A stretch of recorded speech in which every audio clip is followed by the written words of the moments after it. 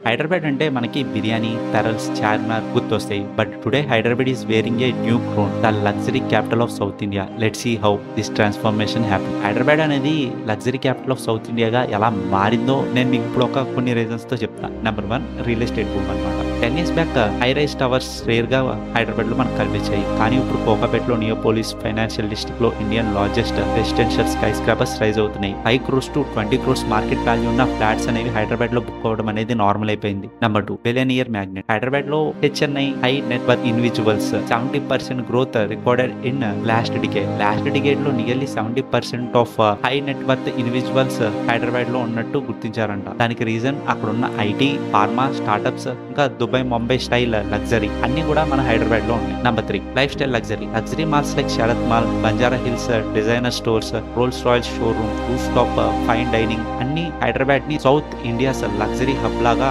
Position చేశాయి. Number 4, global recognition. Knight Frank report ప్రకారం Hyderabad is among top global luxury housing markets with double digit growth. అంటే local demand కాకుండా NRIs కూడా ఎక్కడికే money pump చేస్తున్నారనమాట. So ఒకప్పుడు బిర్యానీ సిటీ, టుడే లగ్జరీ సిటీగా మారింది. For parallels to pen houses, Hyderabad proved one thing, luxury is the new identity of South India. దీని మీద మీ ఒపీనియన్ ఏంటో ఖచ్చితంగా కామెంట్ అయితే చేయండి.